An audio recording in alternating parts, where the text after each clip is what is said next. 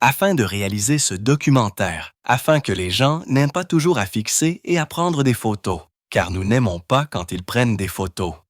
En 1950, 2 bébés-filles sont nées et on a dit à leur mère qu'elles étaient mortes. C'était un mensonge. Pendant 12 ans, des médecins les ont gardées cachées et ont mené d'horribles expériences sur elles. Dans un autre cas, des sœurs jumelles voulaient tellement être séparées qu'elles étaient prêtes à mourir pendant l'opération. Ensuite, il y a des jumeaux qui peuvent goûter ce que l'autre goûte et voir à travers les yeux de l'autre. Ce ne sont là que 3 des cas les plus choquants jamais enregistrés. La liste complète révèle des secrets sur la survie humaine que les médecins essaient encore de comprendre aujourd'hui. Numéro 10. Ratika et Dudika. Ratika et Dudika sont nés en 1848 à Orissa, en Inde. C'étaient des sœurs jumelles siamoises jointes à la poitrine. Dès leur venue au monde, les gens autour d'elles ont cru que quelque chose n'allait pas. Les villageois ont vu leur état comme une malédiction. Certains les ont même appelés un signe de punition des dieux. Leur propre père n'a pas pu le supporter. Il a essayé de les séparer à main nue, ce qui aurait pu les tuer. Heureusement, les gens l'ont arrêté avant qu'il ne soit trop tard. Après ce terrible moment, les jumelles ont été accueillies par des moines dans un temple voisin. Ces moines ne les considéraient pas comme des monstres. Ils ont pris soin des filles et leur ont donné des noms. Ratika et Dudaka. Pendant une courte période, elles ont vécu en paix, à l'abri de la peur et du jugement des autres. Mais les choses ont de nouveau changé en 1893. Ratika et Dudika n'avaient que 5 ans lorsqu'un artiste de spectacle britannique nommé le capitaine Coleman les a emmenés. Il a conclu un accord avec les personnes qui s'occupaient des filles et les a emmenés en Europe. Coleman les a montrés dans des expositions, laissant les gens les regarder dans le cadre d'un spectacle itinérant. Parfois, il les plaçait même à côté d'un nain pour rendre le contraste plus saisissant. Ce n'était pas la vie que n'importe quel enfant demanderait, mais beaucoup ont dit que Coleman les traitait avec gentillesse, presque comme un père. Les filles souriaient souvent et, de l'extérieur, elles semblaient heureuses. Elles ont voyagé à travers différentes villes, toujours ensemble, toujours considérées comme quelque chose d'étrange et de rare. Bien que reliées par une simple bande de cartilage dans la poitrine, elles avaient des corps et des personnalités distincts. Pourtant, elles n'avaient jamais passé un moment séparé. Tout a changé en 1902. Dudika est tombée très malade. Elle avait la tuberculose, qui était une maladie mortelle à l'époque. Alors que son état s'aggravait, un chirurgien français nommé le Dr Louis Diane s'est avancé. Il avait une idée audacieuse. Il voulait essayer de séparer les filles par une opération chirurgicale. Ce serait l'une des premières fois dans l'histoire que quelqu'un avait tenté une telle chose. Son objectif était de sauver Ratika, qui était encore en bonne santé. L'opération a eu lieu à Paris en février 1902. C'était un événement énorme. Le docteur Doyen l'a même filmé à l'aide de l'une des premières caméras de cinéma. Les images ont ensuite été montrées à d'autres médecins et même dans des théâtres de foire. Les gens étaient émerveillés par la bravoure et l'horreur de tout cela. La chirurgie a fonctionné au sens technique du terme. Les filles n'étaient plus connectées physiquement. Mais cela ne signifiait pas que le cauchemar était terminé. Dudika était déjà trop faible. Peu de temps après la séparation, elle est décédée de la tuberculose. Radhika a survécu, mais l'infection était déjà entrée dans son corps, elle aussi. Elle a été transférée dans un sanatorium à Paris où elle a reçu des soins médicaux. Mais maintenant, pour la première fois de sa vie, elle était seule. Après avoir été côte à côte avec sa sœur chaque seconde depuis sa naissance, le silence a dû être insupportable. Certains ont dit que la solitude était encore pire que la maladie elle-même. Radhika est décédée en 1903, juste 1 an après l'opération. Elle n'avait que 15 ans. Numéro 9. Daisy et Violet Hilton. Daisy et Violet Hilton sont nées à Brighton, en Angleterre, en 1908. Elles étaient des jumelles siamoises reliées à la base de la colonne vertébrale. Leur mère n'était pas mariée et avait honte. Elle pensait que leur état était une punition et les a données juste après leur naissance. Une sage-femme nommée Mary Hilton les a accueillies, mais pas par gentillesse. Elle voyait de l'argent dans leur souffrance. Elle les a élevés comme des biens, pas comme des enfants. Au moment où Daisy et Violet n'étaient censées que des bambins, Mary les exposait à des foules payantes. Elle vendait des billets, des cartes postales et même des photos des jumelles. Alors qu'elles n'avaient que 3 ans, elles étaient traînées à travers l'Europe, l'Australie et les États-Unis, comme si elles étaient des animaux de spectacle. Après la mort de Mary Hilton, les filles sont passées entre les mains de sa fille et de son gendre. Elles s'appelaient Edith et Mir Myers, et elles traitaient les jumelles encore plus mal. Selon les propres mots des sœurs, elles étaient traitées comme des esclaves. Elles étaient obligées de se produire sans arrêt, et le couple gardait chaque centime. Même à travers toute cette cruauté, Daisy et Violet ont développé de véritables talents. Daisy a appris à jouer du violon et Violet a maîtrisé le saxophone. Elles pouvaient chanter et danser. Leurs compétences les ont aidées à s'élever au-dessus du monde du carnaval et à devenir des stars du vaudeville. En 1931, alors qu'elles avaient 23 ans, elles ont finalement repris leur liberté. Elles ont poursuivi la famille Myers et ont gagné. C'était la première fois de leur vie qu'elles avaient le contrôle de leur propre argent et de leur propre choix. Les années 1930 leur ont apporté la gloire. Les foules américaines venaient non seulement pour les regarder, mais aussi pour voir de véritables artistes. En 1932, elles ont percé à Hollywood et sont apparues dans le film Freaks, qui a choqué les gens à l'époque car il utilisait de véritables artistes de carnaval. Puis, en 1952, elles ont joué dans un film intitulé Chained for Life. L'histoire était basée sur elles et elle posait une question profonde. Si 2 personnes sont physiquement liées, peuvent-elles être séparées par la loi? Mais la gloire ne dure pas éternellement. Dans les années 1960, les gens se sont désintéressés. En 1961, un manager en qui elles avaient confiance les a abandonnées en Caroline du Nord sans argent et sans moyen de rentrer chez elles. Elles étaient bloquées. Les habitants les ont aidées et elles ont trouvé un travail simple dans une épicerie à Charlotte à emballer de la nourriture. Elles étaient passées de vedettes du vaudeville à emballeuses d'épicerie. Mais elles étaient en paix. Elles vivaient tranquillement, côte à côte. En janvier 1969, tout a changé. La pandémie de grippe de Hong Kong se propageait rapidement. Un jour, les jumelles ne se sont pas présentées au travail. Après plusieurs jours, leurs collègues se sont inquiétés. Lorsque les secours sont finalement arrivés, la vérité était déchirante. Daisy était décédée en premier. Violet, toujours attachée, est restée en vie pendant encore 2 à 4 jours à côté du corps, sans vie de sa sœur. Elle ne pouvait rien faire. Elle ne pouvait pas appeler à l'aide. Elle ne pouvait pas partir. Elle était piégée à côté de la personne qu'elle avait aimée et détestée et avec laquelle elle avait vécu chaque jour de sa vie. Au moment où quelqu'un les a trouvés, Violette était également décédée. Les rapports officiels indiquent que Daisy est décédée de la grippe et que Violet est décédée peu après, car elle était encore physiquement connectée. Le virus avait infecté les deux, mais c'est Daisy qui s'y est partie en premier. Violet est restée en arrière de la manière la plus solitaire imaginable.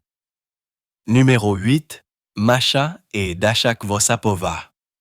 Maria et Daria Kvosapova, connues sous le nom de Masha et Dasha, sont nées à Moscou en janvier 1950. Elles étaient reliées à la taille. De la taille vers le bas, elles partageaient un seul corps inférieur. Elles avaient 2 jambes et une troisième qui ne s'était pas complètement formée. De la taille vers le haut, elles étaient 2 personnes distinctes avec leurs propres bras, cœur, poumons et cerveau. Leur système sanguin était connecté, mais leur système nerveux ne l'était pas. Cela signifiait que les scientifiques pouvaient les utiliser de manière effrayante. On a dit à leur mère qu'elles étaient mortes peu après leur naissance. Mais c'était un mensonge. Dans l'Union soviétique de Staline, le gouvernement prenait les bébés avec des difformités et les cachait. Masha et Dasha ont été secrètement transférés dans un institut médical où elles seraient étudiées comme des animaux de laboratoire. Leur enfance s'est passée non pas avec des jouets ou des amis, mais sous des lumières de laboratoire vives et des aiguilles. Les médecins ont fait des choses qui rendraient la plupart des gens malades. Ils ont injecté des substances radioactives à une jumelle juste pour voir comment cela se propageait à l'autre. Ils ont gelé une jumelle dans des bains de glace pour vérifier si le corps de l'autre réagirait. Ils les ont brûlés, ils les ont électrocutés, ils les ont affamés, ils les ont gardés éveillés pendant des jours. Ce n'étaient pas des traitements, c'étaient des expériences. Et cela a duré 12 ans. Lorsque Staline est mort, les choses ont lentement commencé à changer. Les sœurs ont été transférées dans un foyer pour personnes handicapées, mais elles étaient toujours cachées du monde.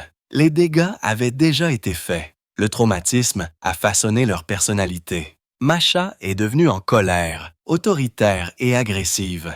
Dasha était douce, timide et gentille. Elle se disputait souvent, se frappant même, mais elle ne pouvait pas s'éloigner. À un moment donné, Dasha est tombée amoureuse d'un garçon de l'institution. Masha n'a pas approuvé. Elle l'a empêché d'aller plus loin. Le cœur brisé, Dasha a essayé de se pendre. Les membres du personnel l'ont sauvée, mais la tristesse a persisté. À la fin des années 1980, lorsque l'Union soviétique a commencé à autoriser plus d'ouverture, les sœurs ont été présentées dans un documentaire télévisé en 1958. Pour la première fois, le monde les a vues. Les téléspectateurs ont été choqués. Après cela, quelques améliorations ont été apportées à leur vie. Une journaliste britannique nommée Juliet Butler les a rencontrés, leur a rendu visite souvent et est finalement devenue leur amie. Elle a partagé leur histoire avec le monde. Dans leurs dernières années, elles ont commencé à apprécier de petites joies. Elles sont allées faire du shopping. Elles se sont fait des amis. Masha aimait la vodka et les blagues. Dasha était toujours calme, toujours douce, mais leur santé n'a jamais été stable. Le diabète et des années d'abus ont laissé des cicatrices profondes. En avril 2003, tout a pris fin. Masha est décédée d'une crise cardiaque pendant la nuit. Lorsque Dasha s'est réveillée, sa sœur était partie, mais son corps était toujours là, attaché au sien. Dasha était toujours vivante, mais le corps mort de Masha avait commencé à l'empoisonner. Elles n'ont pas pu être séparées à temps. Il n'y a pas eu de sauvetage. Dasha est décédée 17 heures. Numéro 7, Tate, Ladan et Labiani. Ladan et Lahani sont nées en 1974 dans une petite ville d'Iran. Dès qu'elles ont ouvert les yeux, elles ont été connectées non seulement en tant que sœurs, mais physiquement jointes à la tête. Elles étaient ce que les médecins appellent des jumeaux crânopagus. Elles partageaient une partie de leur crâne, certains vaisseaux, sanguins et même un petit morceau de tissu cérébral. Pour cette raison, les séparer était non seulement dangereux, mais presque impossible. En grandissant, il est devenu clair qu'elles étaient deux personnes très différentes. Ladan était vive et bavarde. Elle rêvait de devenir avocate. Lele était plus calme et plus réfléchie. Elle voulait être journaliste. Mais peu importe à quel point leur personnalité était différente, elles devaient vivre la même vie chaque jour, coincées ensemble, prenant chaque décision comme une seule. Elles ont essayé de travailler avec cela. Elles sont même toutes les deux allées à la faculté de droit pour maintenir la paix. Mais au fond, elles étaient malheureuses. Dans leur vingtaine, ce malheur s'était transformé en quelque chose de plus fort, un souhait désespéré de vivre des vies séparées. Peu importe à quel point c'était dangereux, elles étaient prêtes à prendre le risque. À la fin des années 1990, elles sont allées voir des médecins en Allemagne. Après avoir étudié leur cerveau et leur circulation sanguine, les médecins ont refusé d'opérer. Ils ont dit qu'il n'y avait aucun moyen de le faire en toute sécurité. Le risque était trop élevé, mais les sœurs n'ont pas voulu abandonner. Leur rêve était devenu trop fort. Elles ont continué à chercher. Finalement, elles ont trouvé une équipe à Singapour. Un neurochirurgien nommé Dr. Keith Goh a accepté d'essayer. Il avait déjà séparé des jumeaux siamois, mais seulement des bébés, jamais des adultes. Pourtant, il était prêt à faire ce que les autres ne feraient pas. En 2003, à l'âge de 29 ans, Laden et Lala se sont envolés pour Singapour. Elle savait que les chances étaient contre elle. Elle savait qu'elle pourrait mourir, mais elle s'en fichait. Laden a dit à des amis, « Nous préférerions mourir plutôt que de passer une autre journée fusionnée. » C'est à quel point leur besoin de liberté était devenu profond. Le 6 juillet 2003, l'opération a commencé.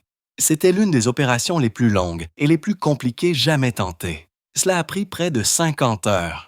28 chirurgiens et 100 membres du personnel de soutien ont travaillé jour et nuit alors qu'ils séparaient soigneusement les crânes et les tissus cérébraux des sœurs. Tout semblait se dérouler comme prévu jusqu'à la fin. La dernière partie de l'opération concernait les veines qui drainaient le sang de leur cerveau. Ces veines étaient pas assez profondément connectées. Lorsque les médecins ont essayé de les diviser, quelque chose a terriblement mal tourné. Des saignements massifs ont commencé. Tout d'abord, le cœur de l'âne s'est arrêté. Ils ont essayé de la sauver, mais ils n'ont pas pu. Environ 90 minutes plus tard, Lala est décédée, elle aussi. C'était le 8 juillet 2003. Le monde avait regardé, et maintenant il était en deuil, a déclaré le Dr. Goh tranquillement après l'opération. Nous avons fait de notre mieux, mais nous les avons perdus.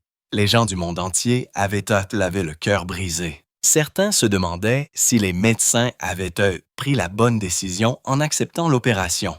D'autres croyaient que les sœurs avaient, le droit de choisir, quel qu'en soit le prix. Un médecin de Singapour a dit que l'équipe les avait suppliés de ne pas aller jusqu'au bout. Mais les Adam étaient fermes. Lala avait peur, mais a suivi le souhait de sa sœur. Elles ont été enterrées côte à côte en Iran, toujours ensemble même dans la mort. Numéro 6, Lori et George Reba Chappell. Lori et Dory Chappell sont nées en Pennsylvanie en 1961. Elles étaient également des jumelles Cranopagus et leur situation était encore plus compliquée. Environ 30% de leur tissu cérébral était partagé et leur crâne était profondément fusionné. La séparation n'était pas seulement risquée, elle était complètement impossible. Lorsqu'elles sont nées, leurs parents n'ont pas pu s'occuper d'elles. Elles ont été placées dans une institution pour personnes handicapées. Elles y sont restées pendant de nombreuses années. Mais dans les années 1980, les choses ont commencé à changer. Elles ont commencé à vivre seules et à construire des vies en dehors des murs de l'institution. Dory avait un rêve. Elle aimait la musique country et avait une voix de chant forte. Elle a commencé à chanter lors de petits événements et de concours de talent. Lentement, sa carrière musicale a commencé à croître. En 1997, elle a remporté un prix à Los Angeles pour la meilleure nouvelle artiste country. Ses chansons ont même été utilisées dans un film en 2003 intitulé « Stuck on You » qui parlait de faux jumeaux siamois. Sa sœur Lori était toujours juste à côté d'elle, littéralement. En raison de la façon dont elles étaient liées, Reba devait se tenir debout pendant que Lori était assise dans un fauteuil roulant spécial à côté d'elle sur scène. Lori ne s'est pas plainte. Elle a soutenu les rêves de sa sœur complètement. Elle travaillait dans une blanchisserie d'hôpital et s'assurait que leur vie quotidienne se déroulait sans heurts. En 2006, Dory a pris une autre décision énorme. Elle a annoncé qu'elle s'identifiait comme un homme. Elle a changé son nom en George Chappell et a commencé à vivre comme un homme. C'était quelque chose que personne n'avait jamais vu auparavant, des jumeaux siamois avec des sexes différents. George sortait avec des femmes et Lori est restée hétérosexuelle. Elles étaient jumelles, liées pour toujours, mais elles avaient des identités, des rêves et même des vies amoureuses différents. Les gens demandaient souvent comment elles faisaient pour que cela fonctionne. Elles ont expliqué qu'elles avaient des règles. Si l'une d'elles était au téléphone avec un partenaire ou avait besoin d'intimité, l'autre portait des écouteurs ou lisait un livre. Elles respectaient l'espace de l'autre de toutes les manières possibles. Elles vivent toujours en Pennsylvanie aujourd'hui, dans leur soixantaine. Elles ont fait des interviews et des conférences publiques, partageant leur parcours avec le monde. Dans une interview, George a dit quelque chose qui est resté avec les gens et les gens. Être liés à la tête n'est pas la somme de ce que nous sommes. Cette simple phrase disait tout. Numéro 5, Ronnie et Donnie Galion. Ronnie et Donnie Galion sont nés le 28 octobre 1951 à Dayton, dans l'Ohio. Ce n'étaient pas que des jumeaux. Ils étaient siamois, liés de leur poitrine jusqu'au bas de leur corps. Chacun avait sa propre tête, son propre cœur et son propre estomac. Mais ils partageaient un gros intestin et un ensemble d'organes masculins. Dès le début, les médecins ont dit que les séparer serait trop dangereux. Ils n'ont donc pas eu d'autre choix que de vivre côte à côte pour le reste de leur vie. Ils étaient l'un des 9 enfants d'une famille ouvrière. En raison de leur état, les écoles ne les laissaient pas fréquenter. Les responsables ont dit qu'ils seraient trop distrayants pour les autres élèves. Leurs parents n'avaient pas beaucoup d'argent. Alors, lorsque des promoteurs de carnaval ont fait des offres, la famille a accepté. Ronnie et Donnie n'avaient que 4 ans lorsqu'ils ont commencé à se produire dans des spectacles secondaires. Certaines personnes pourraient juger cela maintenant, mais à l'époque, c'était l'une des seules façons pour eux de survivre. Pendant plus de 30 ans, ils ont voyagé à travers les États-Unis et l'Amérique latine. Les foules venaient les voir, et l'argent qu'ils gagnaient a aidé à prendre soin de toute leur famille. Ronnie et Donnie en étaient fiers. Ils ont dit à plusieurs reprises qu'ils étaient heureux de pouvoir sortir leurs parents et leurs frères et sœurs de la pauvreté. Cette vie sur la route, bien qu'inhabituelle, leur a donné un sentiment d'utilité. En 1991, alors qu'ils étaient dans leur quarantaine, ils ont finalement pris leur retraite et sont retournés à Dayton. Pour la première fois, ils ont pu profiter d'une vie tranquille et privée. À l'âge adulte, ils avaient des personnalités très différentes. Ronnie était plus colérique, tandis que Donnie était calme et décontracté. Ils soutenaient même des partis politiques différents, ce qui a conduit à quelques disputes, mais aucun ne pouvait quitter la pièce. Ils ont donc toujours dû trouver une solution. Même avec leurs différences, ils s'entendaient mieux que la plupart des gens. Toute leur vie était construite sur la coopération. Ils n'avaient pas d'autre choix que de travailler ensemble pour tout, de manger à dormir en passant par les déplacements. En 2014, alors qu'ils avaient 62 ans et 8 mois, ils ont battu un record. Ils sont officiellement devenus les jumeaux siamois les plus âgés de l'histoire. Dépassant l'âge de Chang et Hong Bunker, les célèbres jumeaux des années 1800 qu'ils avaient toujours admirés. Ronnie était ravi lorsqu'ils ont obtenu le Guinness World Record. Il a dit « C'est ce dont Donnie et moi avons toujours rêvé ». Leur frère cadet, Jim, qui s'est occupé d'eux dans leurs dernières années, a dit qu'ils étaient très fiers d'être reconnus pour la vie qu'ils avaient vécue, mais l'âge les a rattrapés. Vers la fin de leur soixantaine, leur santé a commencé à décliner. Ils étaient déjà aux prises avec le vieillissement normal, mais c'était encore plus difficile avec 2 personnes partageant un seul corps. Le 4 juillet 2020, ils sont tous les 2 décédés d'une insuffisance cardiaque. Ils avaient 68 ans et 253 jours. Ils sont morts à quelques heures d'intervalle. Mais en vérité, ils n'auraient pas pu survivre l'un sans l'autre de toute façon. Leur frère Jim a dit qu'ils avaient fait 68 ans et qu'ils ne pouvaient rien demander de plus. Leur corps était fatigué et il était temps. La famille a dû construire un cercueil spécial à double largeur pour les mettre au repos côte à côte, tout comme ils avaient vécu toute leur vie. Numéro 4.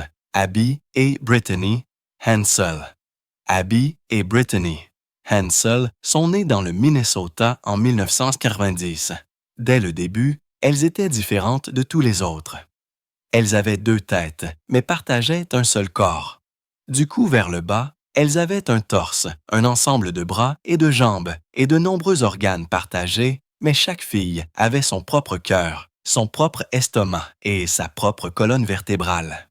Ce qui les rendait spéciales, c'était la façon dont elles travaillaient ensemble. Abby contrôle le côté droit de leur corps, tandis que Brittany contrôle le côté gauche. elles ont dû apprendre à ramper, marcher, courir, nager et même conduire en coordonnant tout ensemble. Cela semble impossible, mais d'une manière ou d'une autre, elles ont réussi à faire en sorte que cela fonctionne comme une seconde nature. Lorsque les médecins ont suggéré une intervention chirurgicale pour les séparer, leurs parents ont dit non. Cette décision a sauvé les deux filles. En grandissant, leurs parents se sont concentrés sur le fait de leur donner une vie normale. Elles sont allées à l'école, se sont fait des amis et ont joué comme les autres enfants. La confiance entre elles était inébranlable. Chacune ne pouvait sentir que son propre côté. Donc, si quelqu'un chatouillait le pied gauche de Britney, seule elle rirait. Mais lorsqu'elle devait faire quelque chose, comme applaudir ou conduire une voiture, elle bougeait comme une seule personne. À 16 ans, elles ont réussi ensemble leur examen de conduite. L'une utilisait l'essence, l'autre utilisait le frein, et elles tenaient toutes les deux le volant. Elles sont également allées à l'université. Ensemble à l'université Bethel et ont étudié l'éducation. Après avoir obtenu leur diplôme, elles se sont devenues enseignantes. Elles partagent un seul salaire et une seule classe. Les gens se demandent souvent comment cela fonctionne, mais elles ont dit que cela avait du sens pour elles. Elles font un seul travail avec un seul corps après tout. Comme toutes les sœurs, elles ne sont pas toujours d'accord. Abby est plus franche et aime les mathématiques et le café. Brittany est plus calme, préfère l'écriture et le thé. Elle plaisante même sur le fait d'avoir des anniversaires différents parce que Britney est née quelques secondes après Abby. Mais lorsqu'elles se disputent, elles y trouvent une solution parce qu'elles doivent le faire. Au fil du temps, elles ont appris à faire des compromis mieux que la plupart des gens ne le feront jamais. Elles sont devenues connues du monde entier en 1996 lorsqu'elles sont apparues dans l'émission d'Oprah Winfrey. Elles n'avaient que 6 ans. Plus tard, à 12 ans, elles ont fait la couverture du magazine Life. En 2012, elles ont joué dans une courte série de télé-réalité sur TLC intitulée Abby et Brittany, qui montrait leur vie après l'université et comment elles voyageaient et travaillaient ensemble. Elles n'ont jamais voulu être traitées comme un mystère ou un projet scientifique. Elles voulaient être vues pour ce qu'elles sont, juste Abby et Brittany. Maintenant, dans leur trentaine, elles vivent toujours côte à côte. Elles n'aiment pas qu'on les appelle des jumelles siamoises. Ce terme leur semble vieux et faux. Elles préfèrent simplement être appelées des jumelles siamoises, ou même mieux par leur nom. Lorsqu'on leur a demandé comment elles réussissaient à tout faire, elles ont dit que cela leur semblait normal. Elles ont passé chaque instant de leur vie ensemble, donc c'est tout ce qu'elles ont jamais connu. Numéro 3. Krista et Tatiana Hogan. En 2006, quelque chose s'est produit à Vancouver, au Canada, qui a stupéfié le monde médical. Le 25 octobre de cette année-là, des jumelles sont nées qui n'étaient pas seulement liées à la tête, mais partageaient quelque chose qu'aucun autre jumeau connu n'avait jamais eu. Elles s'appelaient Krista et Tatiana Hogan. Et ce qui les rendait différentes, ce n'était pas seulement la façon dont leurs crânes étaient connectés, c'était leur cerveau. Elles sont nées avec un thalamus partagé, une partie profonde du cerveau qui gère les sens comme le toucher, le goût et la vue. Ce petit morceau de tissu partagé a tout changé. Les médecins ont remarqué des choses étranges presque immédiatement. Si l'une des filles suçait une tétine, l'autre semblait se calmer. Si l'une riait parce qu'on la chatouillait, l'autre riait aussi, même lorsqu'elle n'était pas touchée. C'était comme si elle pouvait sentir les sensations de l'autre. Des tests ont confirmé ce que personne ne pensait possible. Krista pouvait goûter quelque chose et Tatiana pouvait le décrire. L'une pouvait fermer les yeux et l'autre pouvait voir pour elle. Parfois, elles disaient même qu'elles avaient l'impression d'avoir 4 bras ou 4 jambes parce que leur cerveau captait les signaux des membres de l'autre. Ce n'était pas seulement un cas rare, c'était quelque chose de complètement nouveau. Les médecins ont dit qu'il n'y avait rien d'autre de tel dans l'histoire de la médecine. Ces deux filles n'étaient pas seulement liées physiquement. C'était comme si leurs esprits étaient connectés, comme quelque chose sorti d'une histoire de science-fiction.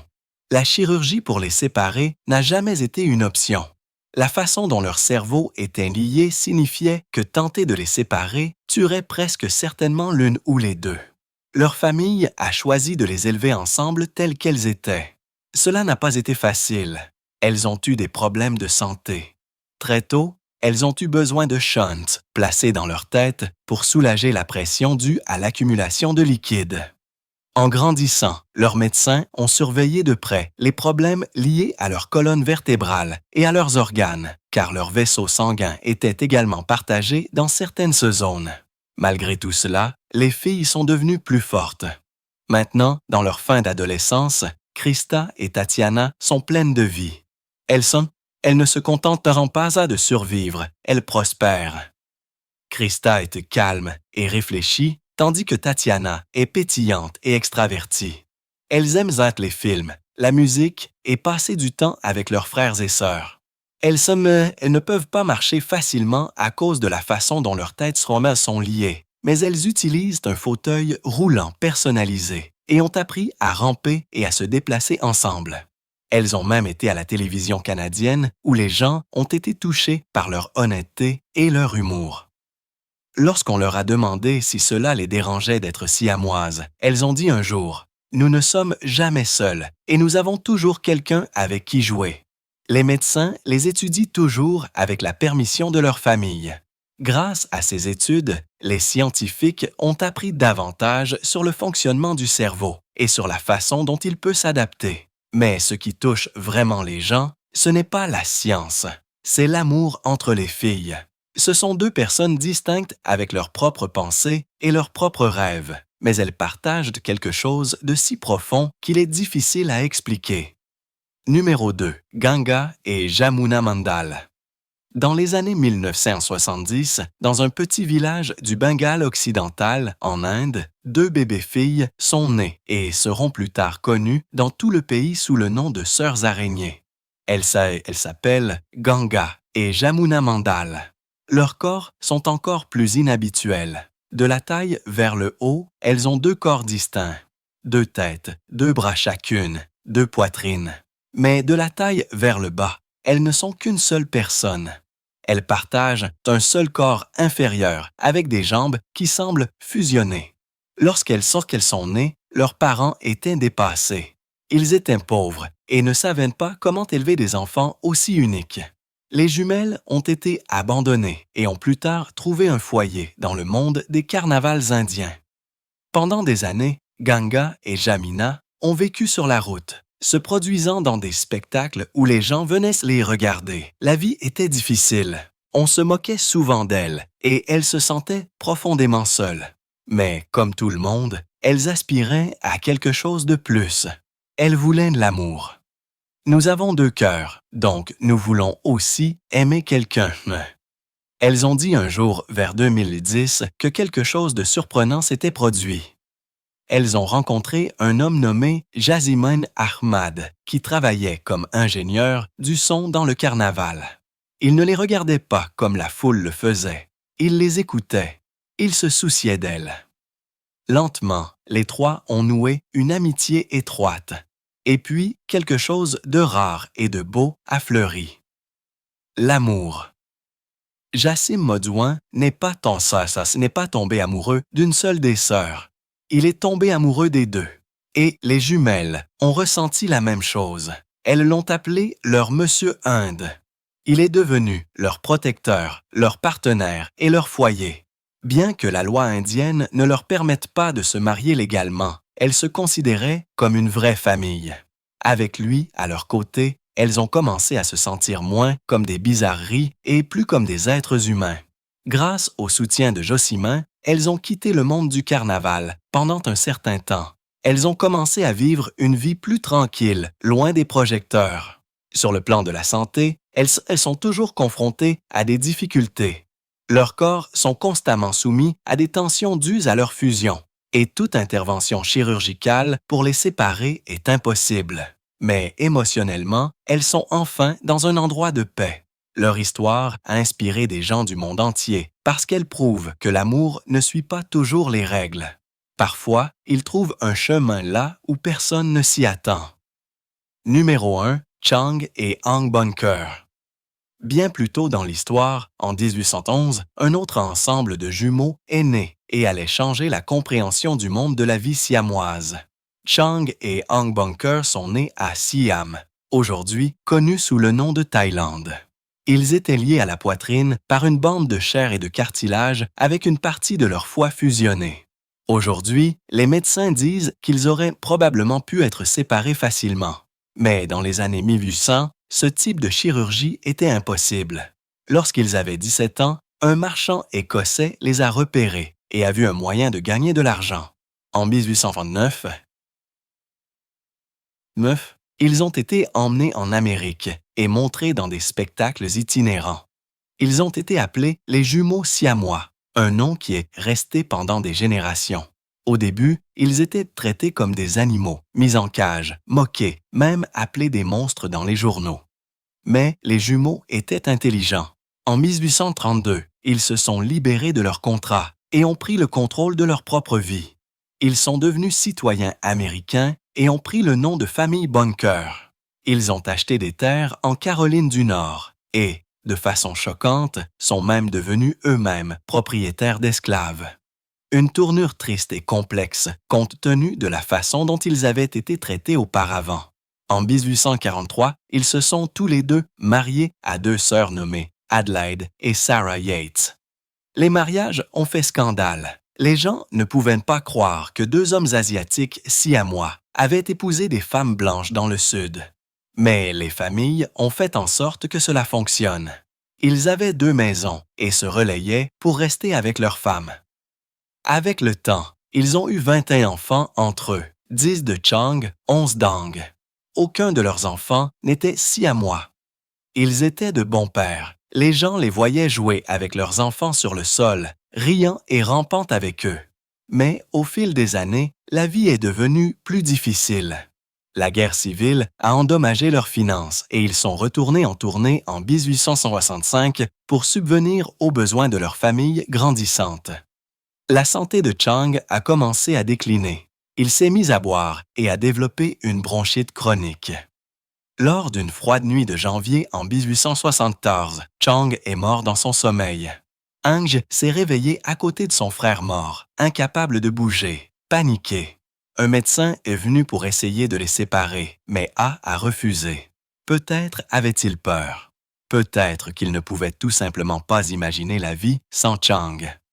3 heures plus tard, Ang est mort aussi. La cause a été indiquée comme un choc. Beaucoup pensent qu'il est mort le cœur brisé. Les médecins ont plus tard étudié leur corps et ont confirmé que leur foie était fusionné. Ce foie est toujours conservé dans un musée à Philadelphie aujourd'hui. Leur simple pierre, tombale, porte l'inscription Chang et Ang Bunker.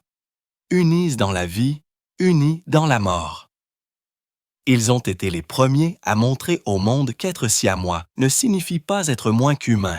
Ils ont fondé des familles, élevé des enfants et vécu des vies bien remplies. Leurs descendants se comptent maintenant par centaines à travers les États-Unis et la ville de Mount Airy honore toujours leur mémoire. Leur histoire a tout changé.